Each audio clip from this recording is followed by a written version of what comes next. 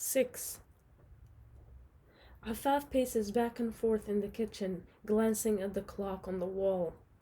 It's like a dream. Nada is back. Nada is alive. Afaf trembles with this extraordinary truth.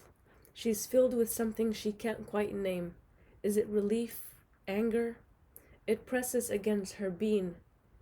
Majid emerges from the basement. He's changed from his suit to an old college sweatshirt. He's been sleeping in the spare room. Bilal insisted her brother stay with them, though he'd already made reservations at a Holiday Inn a few miles outside of Tempest. In the past, Majid wouldn't have relented, fiercely clasping to his privacy on short business trips to Chicago. It hadn't taken much convincing this time. She and Majid are all they have now. And Nada. What if she's changed her mind? Majid's face is strained, but Afaf catches a flicker of hope at the prospect of Nada disappearing again. It would be easier if Nada were dead. He won't admit it, but Afaf knows her brother, how difficult it has been for him to grasp the complexities of life. For him, Baba was a drunk and a cheater, Mama an isolated, grief-stricken mother. Nada's reappearance forces them to contend with an unwieldy past and their uncertain future. She's come this far, Madge. She'll be here. In each other's presence, neither one has been able to utter their sister's name, as though it might unleash a curse, breaking the spell of avoidance that had long been spun over their family. Seems a little late, Majid mutters. He runs his fingers through his thick hair. Each time Afaf sees him, more gray tinges his temples, runs through his crown. She understands his anger. Her own threatens to break the surface, but beneath that is a deep well of longing. After all these years, she still wants her sister back. Bilal enters the kitchen, lightly touches Afaf's shoulder. The boys are sleeping. He can sense the tension between the siblings. Have either of you eaten, Majid? Thanks, I'm fine. Her brother heads to the family room, sinks into a recliner. Afaf prepares a tray of teacups, opens a tin of pirouette wafers from the Parker's basket. Years ago, Baba would bring them home from the Arabi grocer. She and Majid loved to crunch down the rolled wafer straws to their fingertips when they were kids, racing to see who could finish first. What time will your sister be here? Bilal asks. Your sister. How do the three of them fit back into each other? The digital clock on the microwave shows 10:30 p.m. Soon, Afaf says. She wonders where Nada is staying. Should she extend her an invitation to stay with them? How many times had she done the same for the other guests? This is her own sister. She, Nada, and Majid under the same roof again. Bilal hugs her close. And you? He whispers in Afaf's ear. How are you handling all of this? Alhamdulillah, she automatically answers. How easy it is to revert to that word, despite the tumult lashing inside her heart. Since Baba's death, her faith feels fragmented, like the seams of a well-worn coat coming undone, no longer able to shield her from the bitter cold. She could always shroud herself in Islam, in the trust she has in Allah to see her through anything. But with Baba gone, that sense of transcendence at Hajj is gone. She dabs her wet eyes with the hem of her billowing sleeve before tears fall onto her husband's shoulder. Perhaps this is Allah's plan. His strange magnificence is snatching Baba from her and offering Nada. Afaf pulls away from Bilal and walks to the foyer. She turns around, taken in the home she's made with Bilal. 3,500 square feet, 3 bedrooms, 4 bathrooms, a finished basement. They've done well for themselves. Their sons will never go without. What will Nada think of the life she's made? Does she remember where they began in the old apartment on Fairfield Avenue, living paycheck to paycheck, Baba taking the bus to the factory, Mama serving leftovers until the pots were bare. Afaf catches her reflection in the mirrored panel of a china cabinet. She's been avoiding looking at herself, apprehensive at the sight of a faded woman. A pale and drawn face peers back at her from the dining room, like someone who's been sick for a very long time. She hears Majid's cell phone buzz, and he speaks in a low voice. It's probably a girlfriend he doesn't want to introduce to his family. He's been secretive about his personal life, and Afaf has stopped asking. She adjusts her peasant blouse, its linen fabric dyed a sage green. She changed out of her black abaya, opting for a less morbid blouse, the one she'd found at her favorite thrift shop in Chicago. Does Nada shop resale? Is she frugal like Afaf, or is money of no matter to her? Her stomach rises in a wave of anticipation. There's so much she wants to know about her sister, things that they would have naturally learned and already known had they grown up together. Her favorite food, her worst fear, colors that look terrible on her, or the familiar scent of an ageless perfume that lingers long after she's left the room. What about family? Is Nada married, with children? Thoughts race across her brain. One question is sparkling another before she can answer the first. The doorbell rings and Afaf catches her breath, the chime an eerie sound, this late at night. She touches her bare head, her dark strands gathered in a long ponytail. Bilal and Majid appear behind her in the foyer. Nada stands in the doorway, holding a bouquet of carnations strikingly pink against the backdrop of night. Her head is covered by a net cap, her hair a mass of curls beneath it. It's a lighter shade than the auburn Afaf remembers, with a few nomadic grays near the crown. Nada is slightly shorter than her.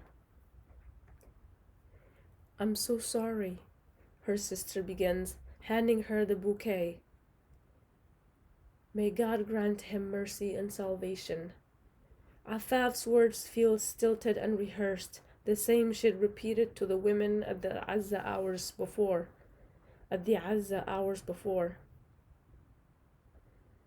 And yet there's no proper expression, no satisfying euphemism to salve that burn.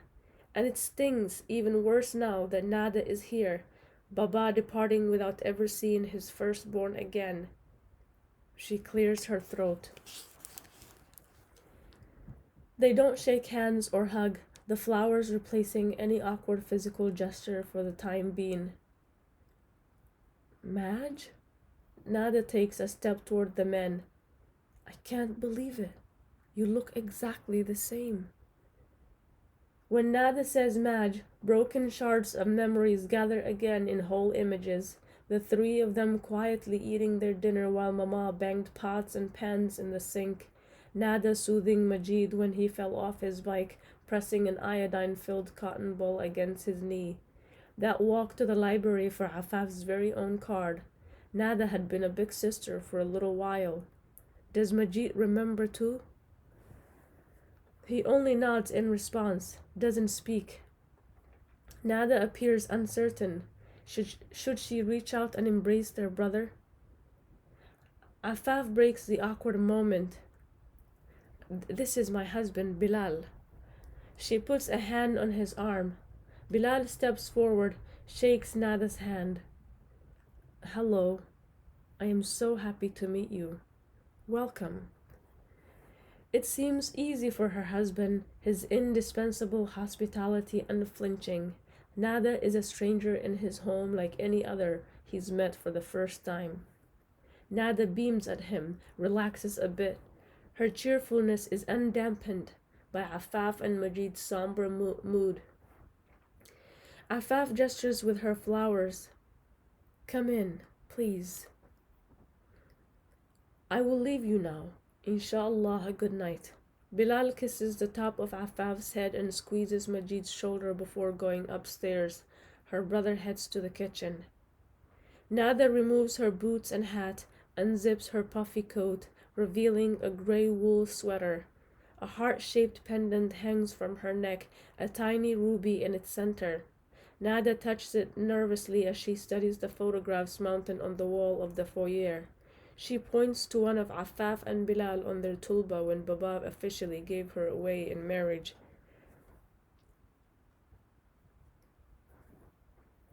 Affaf watches Nada as she moves along, a small smile playing across her sister's lips, an expression of someone who's meeting people for the first time.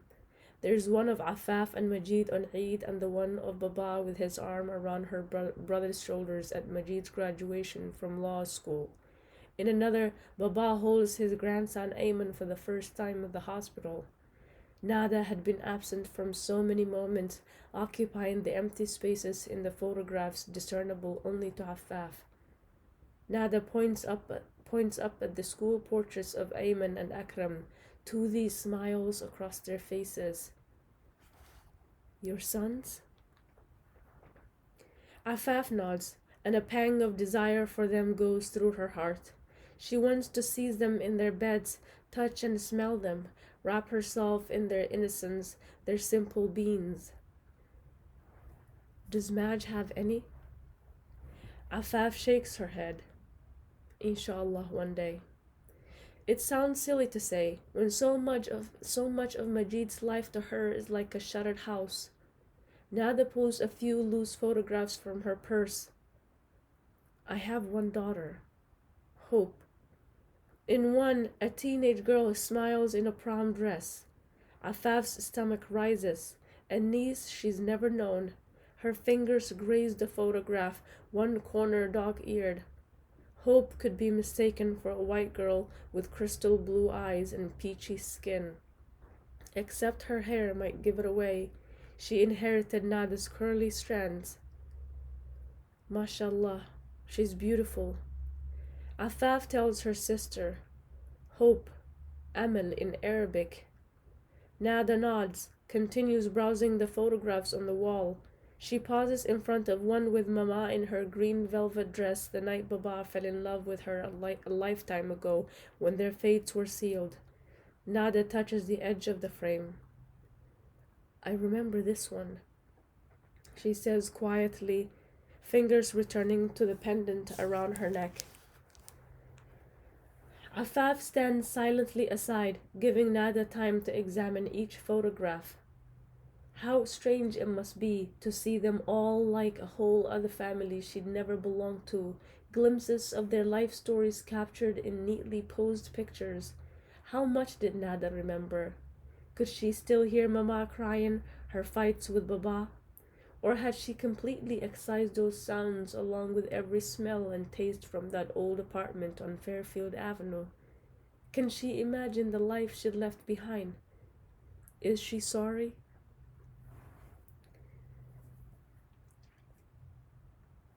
In the kitchen, Affaf's brother and sister sit across from each other at the table.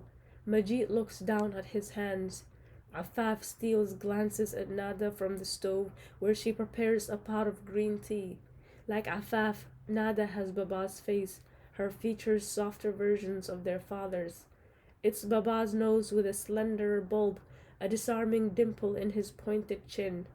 His dark eyes framed by delicately feminine brows.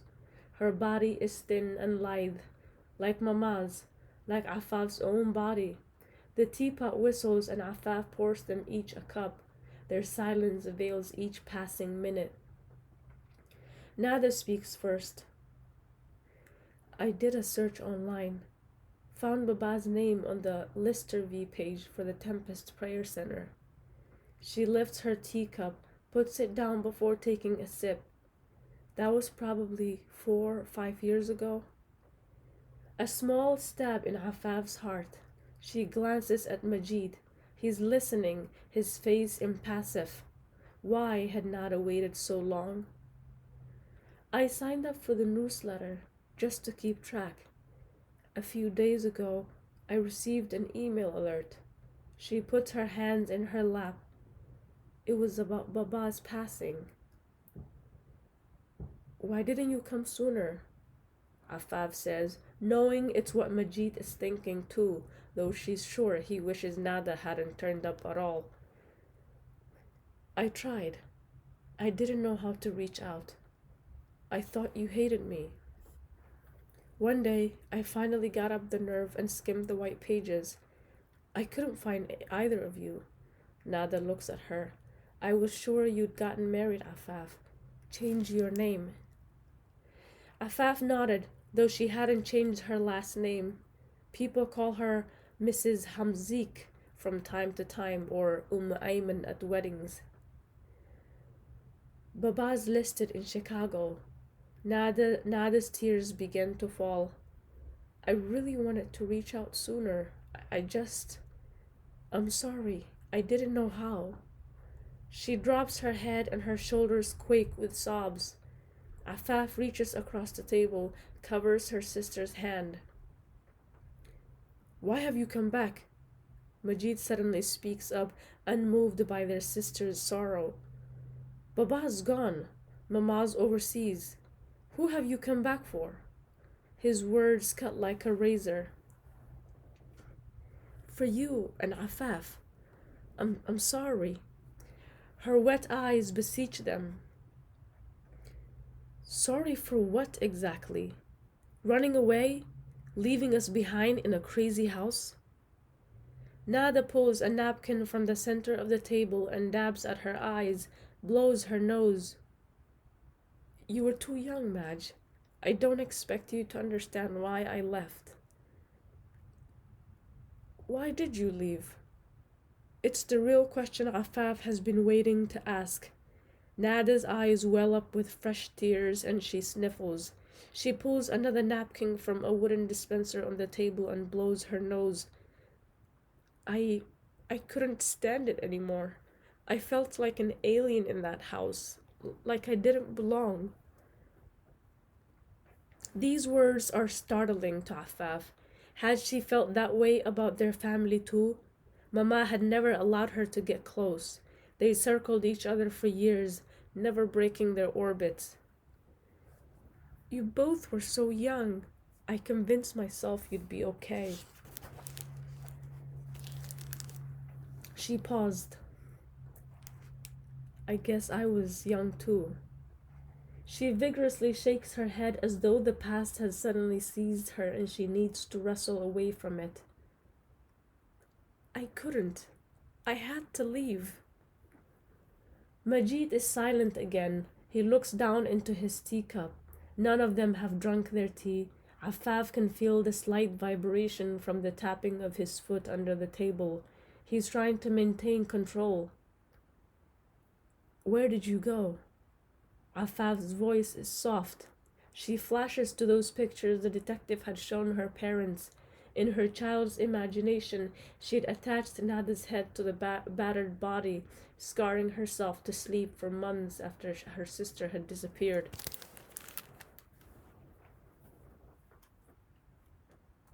I met someone at the roller rink. Remember disco wheels? A small, embarrassed smile creeps across Nada's face. Afaf remembers the place. Teenage girls in halter tops and boys with tight shirts and flared jeans, hands in each other's back pockets as they glided across the rink in laced-up skates. Nada would bring along Afaf and Majid, her excuse to get out of the apartment, and give them a few bucks for a hot dog and a game of pinball. Majid was afraid to skate, so he and Afaf hung over the railing, watching the older kids skid by. Another one bites the dust blared from the stereo speaker and the lights dimmed when a slow song came on. When Nada passed with her friends, Afaf and Majid would wave wildly at her and she'd give them a nod of her chin, but never waved back. Afaf reaches back into memory, with the faces of the boys sliding up to Nada. Some holding her waist from behind, their legs gliding in sync, are a blur now. His name's Robert. We fell in love. She blows her nose again. We moved to Florida. He got a job and I finished high school. It was tough, making ends meet. Rob enlisted in the army. We got married before he went to boot camp. He's a CW4 now, Chief Warrant Officer. mostly overseas systems operations. She looks at Afaf and Majid for some sign of compassion. Afaf only nods, unsure how to absorb this information. She looks at Majid. His face doesn't soften, his jawline tenses at this information. Her sister married a Marokani who served in an army bent on destroying Muslim countries. It feels like another betrayal. How outrageously disparate and contradictory the hand of fate. Nasib had given her Islam. Another destiny had been dealt to her sister. But hadn't Nada forged it on her own the day she decided to leave them? Nada sips her tea and continues. We've lived in different places. In Germany for 5 years, 10 years in Bahrain. Germany, Bahrain. What different lives they've had. Had Nada been happy all those years? We finally came home to Jacksonville after the first Gulf War. A 2-hour flight. Nada and Bilal had taken the boys to Disney World last year. How many hours is that from Jacksonville? It had taken Nada over 30 years to arrive. The only thing I've ever regretted is losing you and Majid, Nada tells them. Majid clears his throat but doesn't speak anymore. Afaf says, We were always here. You didn't lose us. She clutches her teacup, fights back tears. You left us. You're right. I made that choice. But when you're 17 and feel completely out of place, it's like the real you will never survive and you have to find somewhere you can be yourself. Nada's eyes dart between her and Majid. I found that with Rob. It hasn't been easy. I don't want you to think we headed off into the sunset without any trouble. People didn't always accept me. The chief warrants officer's Arabian wife. It gives Afaf satisfaction knowing Nada hadn't been able to completely shed her skin married to a white man. How's Mama? You said she's overseas? She's fine, Alhamdulillah. Afaf automatically responds. She's been living in Palestine for 10 years. She rises from the table, pours a glass of water from the tap. With her back to Nada, she says, It hasn't been easy for us, you know. When you left, they were never the same. Majid snorts and leaves the kitchen. They hear a faucet running in the hallway washroom. Afaf returns to the table, watches Nada sniffle into her crumpled napkin. Baba drank. Mama slowly lost her mind. She closes her mouth, presses her lips against the details of their mother's attempted suicide. She wants to punish Nada for her selfish abandonment, for leaving them behind with unhinged parents. She was their big sister, meant to protect them. Instead, she'd run away. We've been through so much, you know. Afaf is tempted to list all that Nada was spared, but she holds back. Nada is here now. Allah has returned her sister. He's taken Baba and given back her sister. Her anger begins to lift. It will take time, especially for Majid, but they're finally a family again. Whatever that is, whatever it may be. The clock in the foyer chimes. It's almost midnight. The heat cycle fans through the floor vents. Snow has begun to fall in big flakes. Through the skylight, Afaf peers up at the waxing moon. Nada reaches across the table, covers Afaf's hand. I never imagined it would ever get easy for any of you. I'm so sorry. Tears well up and an old grief coats Afaf's chest again. Afaf pats Nada's hand over hers.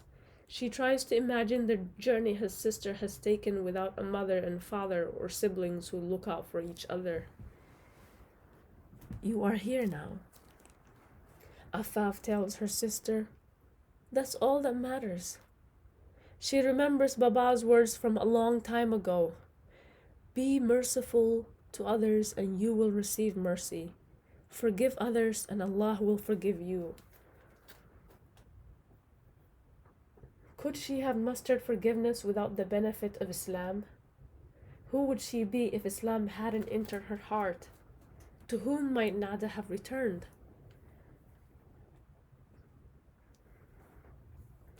Her sister nods towards the washroom. Madge hates me. I can't blame him. She dabs at her eyes with a napkin. Give him time. He'll come around. Afaf smiles, though she knows Madge too well. He can hold a grudge forever. What about Mama? Would you like to talk to her? Afaf imagines Mama's face when she hears Nada's voice. An old pinch of jealousy returns. She glances at the microwave. It's morning there. We can call her if you're up for it. She's been holding off any conversation with Mama, and here she is now about to call her with incredible news. She assumes Mama will be thrilled.